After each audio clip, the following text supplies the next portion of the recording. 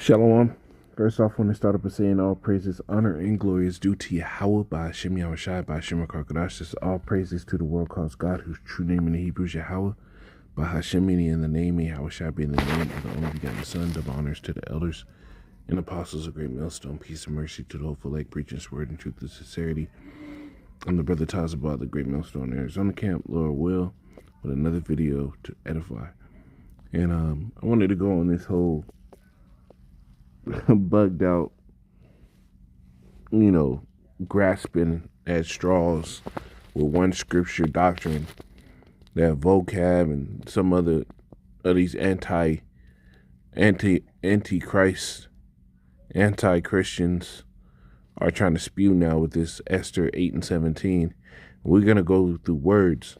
And like them, we're going to go through words and hit scriptures to solidify the point that the Lord was always and forever only going to deal with Israel. So let's get into this, man. Everywhere. Pause. People of other nationalities became Jews. You can't be a Moabite and become a Jew. You can't be an Ammonite and become a Jew. You can't be an Edomite and become a Jew. You can be Judaized. You can follow laws. Go back to Hyrcanus in the And that's exactly what it is. Because when you look at that word, right? Esther 8 and 17, the scripture that dude is talking about, says it right there. It says, in every province and in every city wheresoever the king's commandment and his decree came, the Jews had joy and gladness, a feast in a good day. And many of the people of the land became Jews, for the fear of the Jews fell upon them. Right? So it used the word Jews twice, right? Now we'll get both of that. We'll get the became Jews right here. Yahweh. Yah.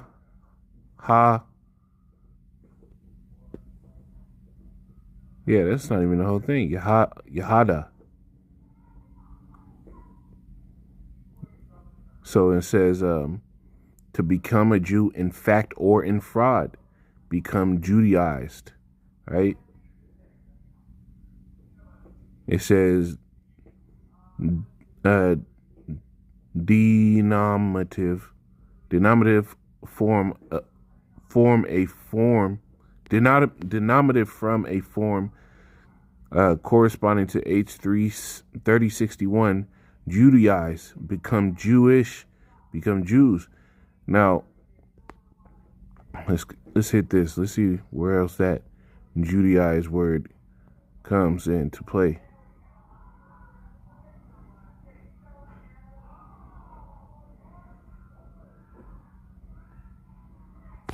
Nah. Look, it says to embrace the Jewish religion. And just because you embrace something doesn't make you an Israelite, because they were trying to do that before. And it was addressed, I think it was addressed in No Memorial. Numbers Nahum, that's what it is. Nahum 2.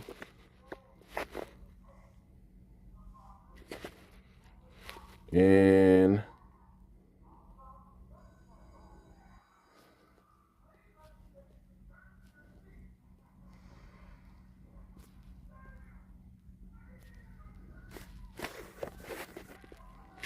I actually gotta look it up on here in 1 second, man.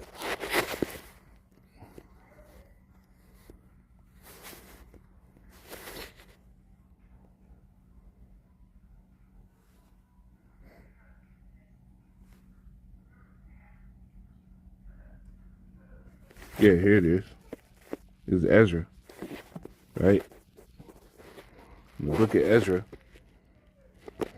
right here, it tells you that then came to Zerubbabel and to the chief of the fathers and said unto them, let us build with you, for we seek your God as ye do, right? Because when you go back into the history I believe Ezra was at the same time that the Assyrians took over and actually put heathen in the land, right?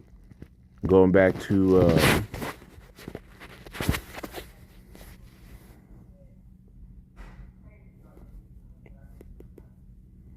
what is that?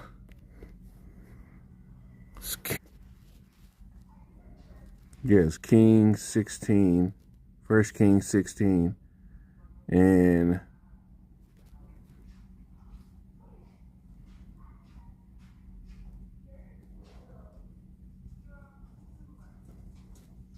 Slakia is actually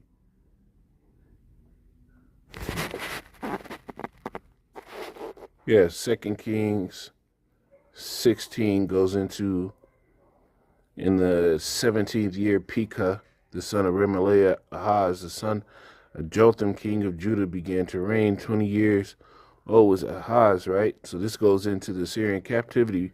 I'm jumping down to verse 9. It says, and the king of Assyria hearkened unto him, and the king of Assyria went up to Damascus and took it and carried the people of it captive to Ker and and slew Rezan. Right? This is a history about how there were heathens in Samaria. Right? Now, when you jump down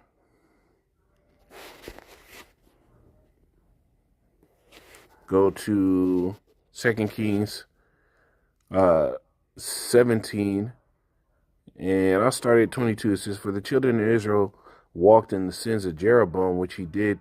They departed not from them until Yahweh removed Israel out of his sight, as he had said by all his servants the prophets. So was Israel carried away out of their own land to Syria unto this day. And the king of Assyria brought men from Babylon, from Kuta, from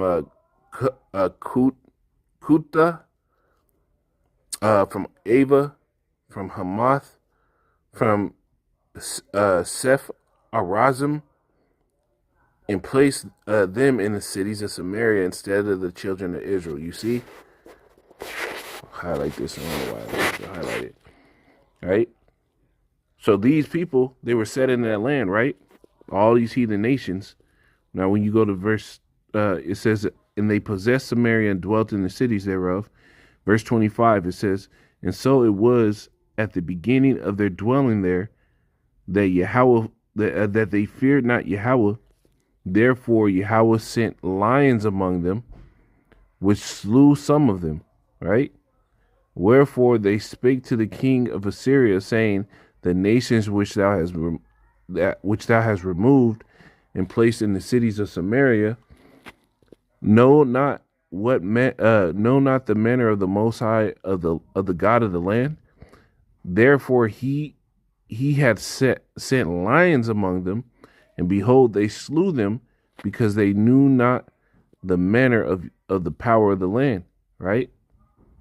So because they weren't people of that land, and the Lord was seeing the wickedness that the heathen were doing, he sent lions in among them.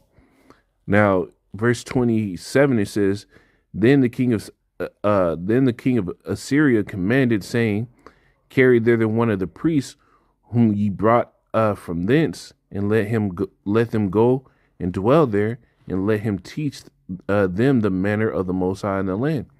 Then one of the priests whom they had carried away from Samaria came and dwelt in Bethel, and taught them how they should fear the Lord, fear Yahweh, right?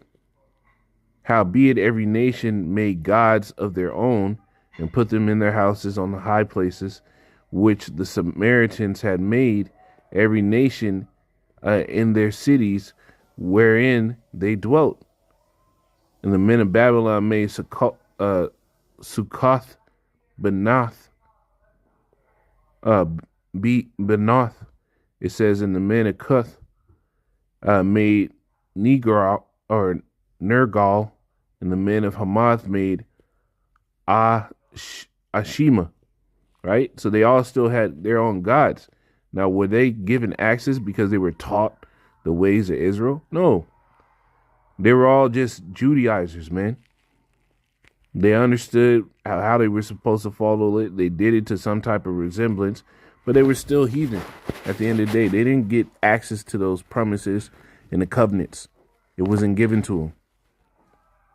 Right? So this whole Esther thing, Esther 8 and 17 thing, it said right there of a Jew in fact or fraud. Right? These people are Jews in fraud. You can't make yourself an Israelite. You have to be born that way. The Lord said,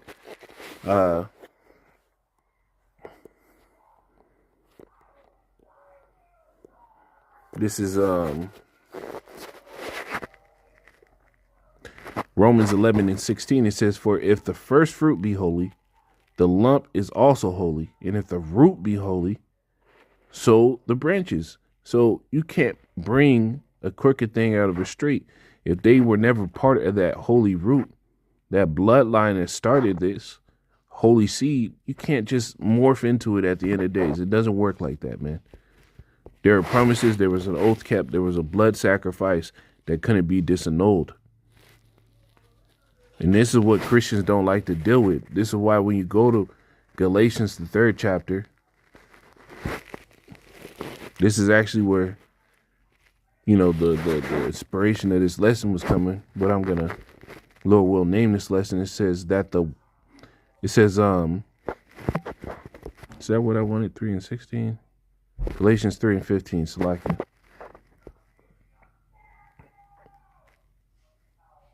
Oh, I'm on their feet, that's why. Galatians.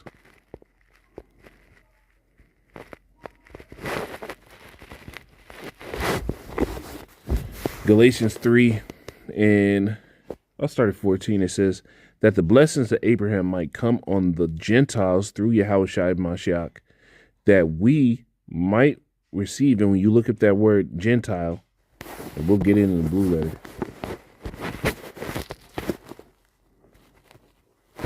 Gentile.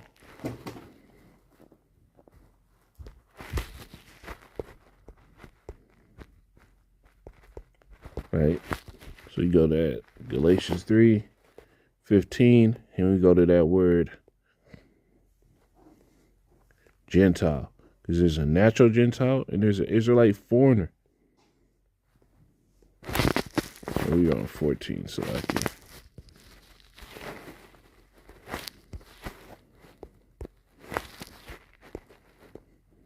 Now, when you go to that word Gentile, there is ethnos, a multitude, whether of men or beasts, associated or living together, a company of troop, a swarm, multitude of individuals of the same nature and genius, right? The human family that's going off.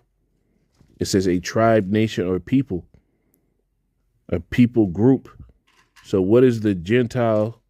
It's the tribe, nation, a people group of the Israelites. Right? Because when you go into the promise, that's where full understanding comes. It's back in Galatians 3 and 14. It says that the blessing of Abraham might come on the Gentiles, the ethnos, that family that the Lord had chosen in the beginning, through Yahushua Mashiach. We read in Romans, the 9th chapter, that the Lord didn't come for anybody but his people. It says concerning the flesh, whom the Lord came. So he didn't come for the other nations. It says it completely over and over again, even going back to Matthew's, the 1st chapter, who the Lord came for. It says that we might receive the promise of the Spirit through faith. It says, brethren, forgive me, brethren, I speak after the manner of men, though it be but a man's covenant. Yet, if it be confirmed, no man disannulleth or added thereto. And that's the point. This is Lord will, going to be the title of this lesson. Though it be but a man's covenant, right? No man can disannul and no man can add to. So you can't add a new shape of an Israelite, right? Saying that, if any other nations can become Israelites. That's not what's written, right? When you go back into the promises, right? And we go through Genesis, the 9th chapter. This is when the promise, well, it was even before this, right? But this is where the promise was getting established. Genesis 9 and 8. And it says, and the Most High spake unto Noah and to his sons with him, saying, and I beheld, it says, and I, behold, I established my covenant with you and with your seed after you, right? And who did the Lord speak to? He spoke to Noah. Noah was of that promised line. So from Noah, right, he had Ham, Shem, and Japheth. So who did that promised line come out of Noah from? Shem, right? Shem ended up having the bloodline of Shem came out of we can go through it 1 second, man.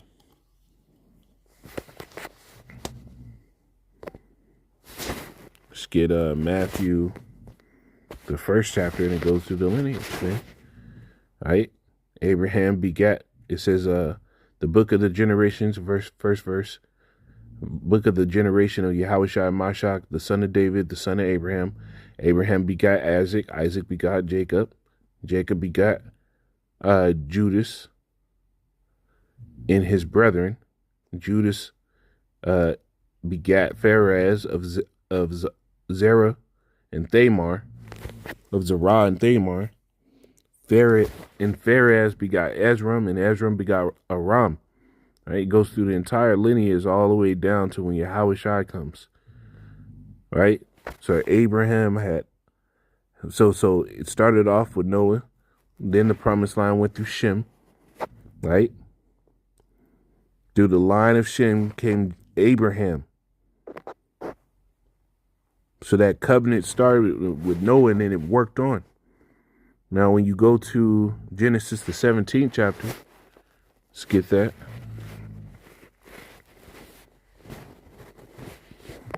Genesis 17 and 7. And it says,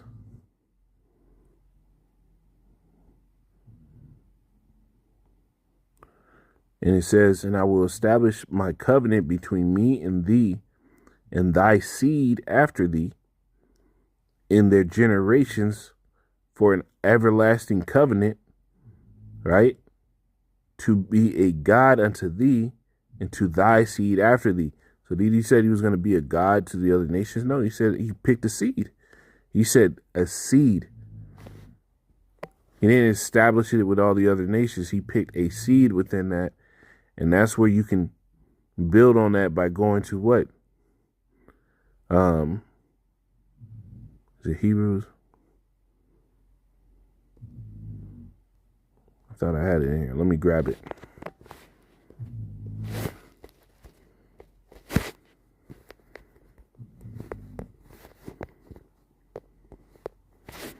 Galatians 3 and 16. It says, now Abraham. It says, now to Abraham and his seed were the promises made, right? To Abraham and his seed were the promises made. Started off with Noah. He said he was going to make a covenant with him. Then through Shem, right? Was that righteous bloodline. Through Shem came Abraham. So it says now to Abraham and to his seed, right? Going into the sperm, the bloodline. Where the promises made, he said not into seeds, plural, as of many, but as of one, into thy seed, which is a Mashiach. So the promises won't open up to nobody. So when you go back to Genesis, the 17th chapter and the 7th verse, it says, and I will establish my covenant between me and thee and thy seed. Going way back to Abraham. After thee and their generations for an everlasting covenant to be a God unto thee and to thy seed after thee. I will give it unto thee and to thy seed after thee in the land wherein thou art a stranger, all the land of Canaan, for an everlasting possession, and I will be their God, right? So that was the promise that was made to one seed. He didn't open it up to everybody. The Lord only deals with one people. He always did. He said he chose him one grape of a cluster. one pit of a land, right? One lily of all the flowers, the Lord chose him one lily, and that was his favorite flower that he made. Acts 3 and 25, right? It says, ye are the children of the prophets and of the covenant which the Most High made with our fathers, saying unto Abraham, and in thy seed shall all the kindreds of the earth be blessed. So that bloodline, that promised seed, came to one people. They didn't open it up to everybody. You can't just become an Israelite. You got to be, the Lord picks everybody for their lot. For you to think that you can just come around and just say one day, oh, I'm becoming an Israelite. Well, where the hell did these Christians start saying that they're Israelites? Because for y'all to sit here and start preaching a message like that, when has it fucking happened? It hasn't happened. Right? Amos 3:1, it says, hear this word that Yahweh has spoken against you, O children of Israel, against the whole family which I brought up out of the land of Egypt. The Lord didn't bring up heathen out the land of Egypt, right? The Lord's work to get his people out of the land of Egypt was to get his people, not the mixed multitude that had heathen among it, because they were just trying to hold on to Israel, right? No. It was the Lord was ensuring that he was taking care of his people. It said, many nations and kings has he given for our sakes. It says, you only have I known of all the families of the earth. Wherefore will I punish you for all your iniquities? See, the Lord didn't know these other nations. He didn't deal with them. So how in the hell can they just randomly pick a day where they can become an Israelite? That don't even sound, it's not even on point.